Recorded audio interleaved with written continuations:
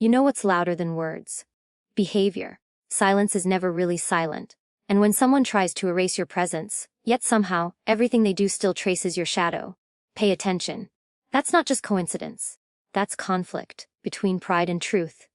There comes a time when a person builds walls not to keep you out, but because they're afraid of how deep in you already are. She won't say she misses you.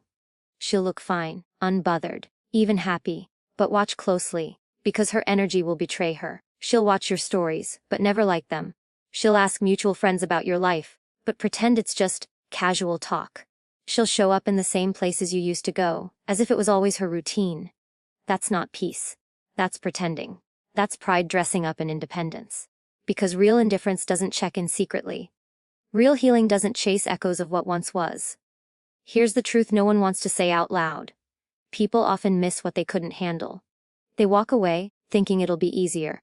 That time and space will silence the connection. But some energies aren't so easy to erase. Some bonds leave fingerprints on the soul. And you, yes, you were not forgettable. You were felt. You were known. You were real. And here's what matters. You don't need an apology to validate your worth. You don't need a confession to prove you mattered. Because when her actions speak in contradictions, when her life still orbits the memory of what you were, you've already been acknowledged. Just not with words. So don't lower your energy trying to chase a verbal admission.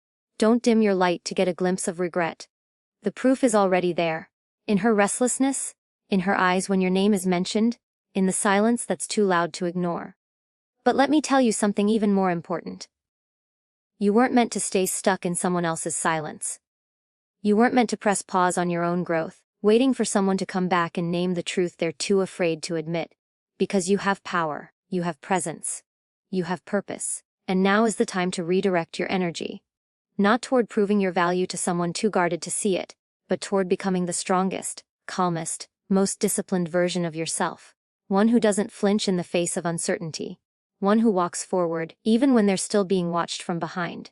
So here's your mission: don't chase closure. Create it. Don't ask why she didn't speak up. Accept that she couldn't. And don't wait to be chosen. Choose yourself. Because you weren't just part of her story. You are the author of your own. And it's time to write your next chapter. With boldness, with fire, and with zero apologies. She may carry herself like she's unfazed, as if your absence has barely left a dent.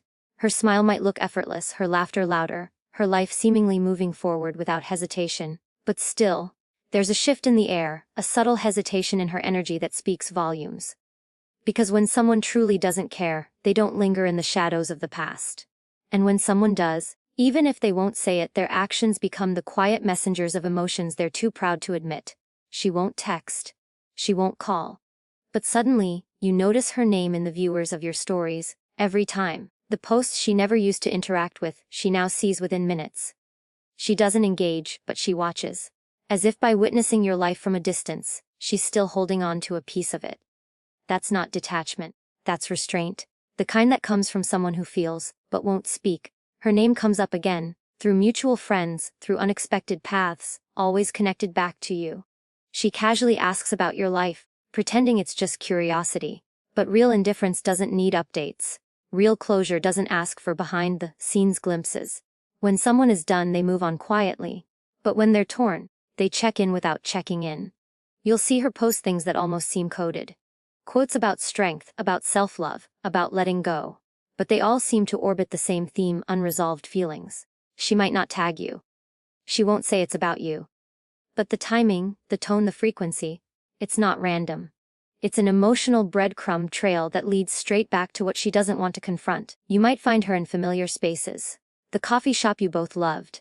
The playlist you made together, now on her feed. Coincidence is one thing, but repetition is a pattern. And when someone walks away only to walk around everything that reminds them of you, that's not moving on. That's emotional orbiting. Where you've left the room, but not her mind. Her friends look at you differently now, some with curiosity, some with empathy. Because people talk, feelings leak out inside conversations. Maybe she didn't say, "I miss you," directly, but maybe they heard it, felt it, saw the moments when your name brought a crack in her armor.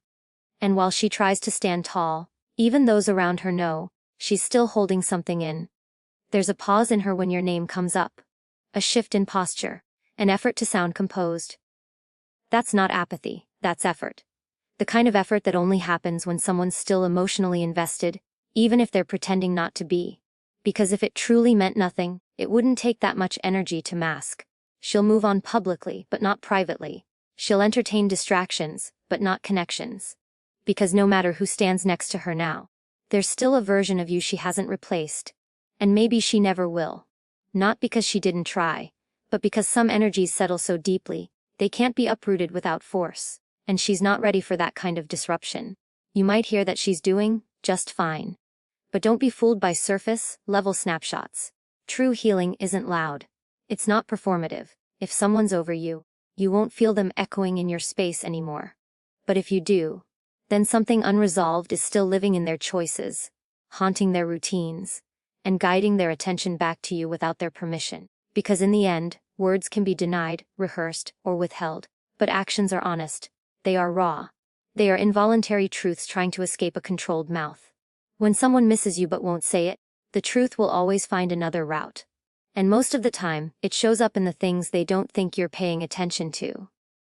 You are not a reflection of someone else's silence. Your value doesn't rise or fall based on who chooses to acknowledge it or who remains conveniently quiet. People will often withhold their feelings, not because you weren't worthy of them, but because they lacked the strength to face their own.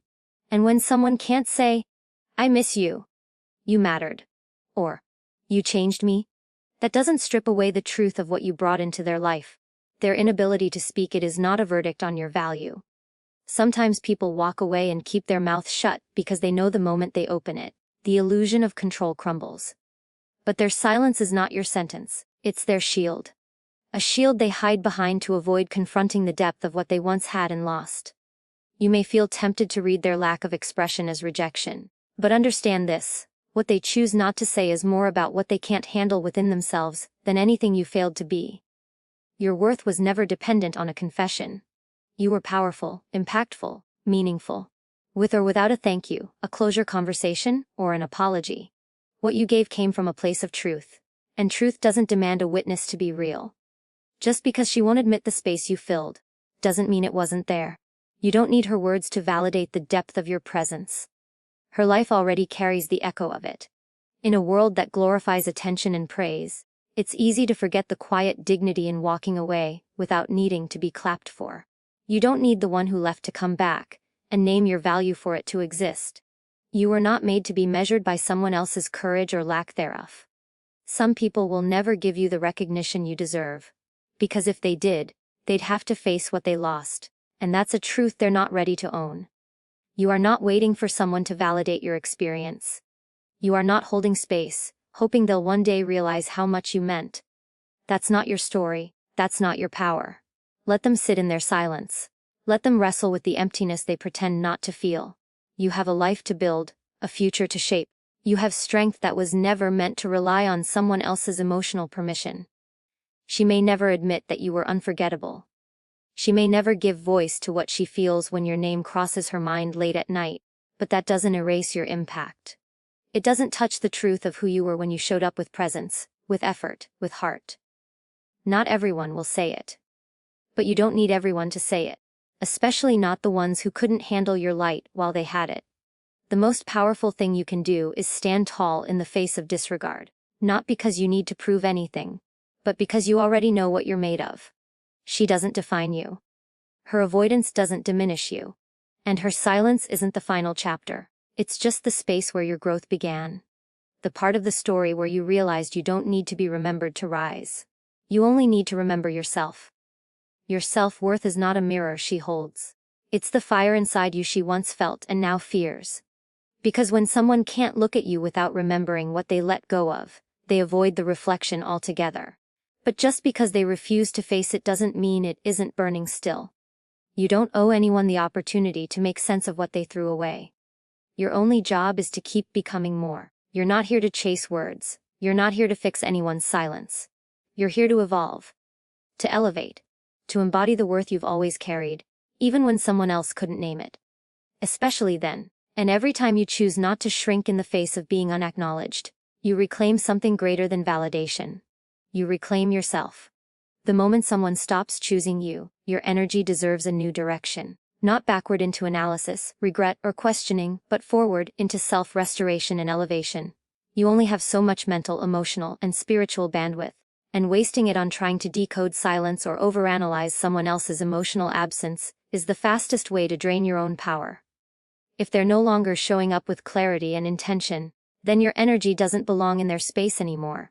It's easy to get caught in loops, wondering if they'll reach out, wondering if the silence means something deeper. You keep reading old messages, watching subtle behaviors, replaying moments in your head that left you confused instead of clear. But none of that brings peace. None of that restores your strength, because every ounce of energy you pour into someone who's no longer aligned with you is energy stolen from your own growth, your own healing, your own purpose. You were never meant to live your life in emotional limbo. You weren't built to orbit someone who keeps you suspended between maybe and never. That limbo drains you. It clouds your thinking, hijacks your focus, and slowly chips away at your confidence. Redirecting your energy doesn't mean you stop caring. It means you stop bleeding. It means you stop investing in someone else's indecision and start investing in your own becoming. Energy is a currency, and where you spend it determines what you create. If you're pouring your energy into checking her online presence, reacting to breadcrumbs, or waiting for indirect signs, you are giving away your creative, powerful essence to someone who may not even know what to do with it. Instead, that energy could be building your body, shaping your mind, expanding your future. Every time you choose discipline over obsession, you reclaim another piece of yourself. There is more waiting for you beyond this fixation. The life you dream of, the clarity you crave, the version of you that feels unstoppable, it's not hiding in her next text or her next slip-up. It's waiting on the other side of your decision to let go with intent. To say, I gave what I could. I stood in integrity, but now, my focus belongs to me. And that shift, when you make it, it changes everything. You don't need to force yourself to feel nothing. You just need to choose not to give everything. Stop giving your peace away to people who only offer confusion in return. Let her sit in her silence if she wants to. That's her path. But yours is different. Yours is about rising from emotional noise and planting your energy into foundations that last. Ones that lead you to clarity, purpose, and self-respect. It takes strength to disengage from what once had your heart. But your next level won't wait for your past to catch up. Your goals, your growth, your discipline. These are the things that deserve your full attention now. If she couldn't see your value, that's not your burden to carry. Your burden now is to not waste another moment proving it to someone who should have already known. The longer you focus on someone else's hesitation, the more you delay your own progress. Redirecting your energy doesn't require a dramatic gesture. It starts with simple choices: choosing to stop checking, to stop overthinking, to stop reacting. Each choice you make to focus on yourself over her, each time you set a boundary internally, you take a step back toward emotional freedom. You weren't made to be small just because someone couldn't match your depth. You weren't meant to be stuck in reflection mode forever. What you've given was real, but now the only energy you owe is the energy that rebuilds you. So breathe, recenter. Pour back into your future, your work, your body, your vision. That's where your energy belongs. That's where your next chapter begins. Closure isn't something someone hands you like a wrapped gift. It's not always found in apologies, explanations, or one final conversation that ties everything up in a neat little bow. Sometimes, closure never comes from them. Because they can't give it, won't give it, or don't even understand why you need it. And if you wait for it, you stay chained to a door they already closed, still standing there hoping they'll turn around and open it again. But life moves, and so must you. There are people who leave, and instead of ending things with clarity, they disappear into silence, hoping time will cover the damage. And maybe you keep waiting for them to reach out, to admit they were wrong, to say you mattered. But sometimes they never do. And the longer you wait, the more you hand your power over to someone else's emotional avoidance. That's when you learn closure isn't something you get. It's something you decide. You don't need her to spell out why she left, why she changed, why her behavior shifted. The need for every detail is often just a desire to ease our own pain. But the deeper truth is that no amount of explanation can fully soften the impact of someone choosing to walk away. What truly brings peace isn't their explanation. It's your acceptance. Acceptance that not everyone you loved will love you back the way you deserve. And that's not a reflection of your worth, but of their capacity. Closure begins when you stop needing their voice to validate your experience. When you choose to make peace with unanswered questions and trust that the right ones have already been answered by their silence, their distance, their absence. Sometimes the most honest thing someone can offer you is how they leave. Because that reveals more about them than any words ever could. You just have to stop searching for meaning in a place that's already shown you everything. You were not made to beg for peace. You were not built to chase someone's final words just to feel whole again. You create wholeness the moment you choose yourself over the need to be chosen. That is where your closure lies, in your decision to no longer keep revisiting a wound that someone else refused to treat with care. You don't need her to finish the story. You're allowed to put the pen down, write your own ending, and walk away with your head high. It hurts, no one denies that. Closure is a hard road when the other person takes the easy one. It's painful when someone walks away from everything you built together without explanation, leaving only silence behind. But even that silence speaks. It tells you what you need to know. It says they didn't have the courage to finish what they started.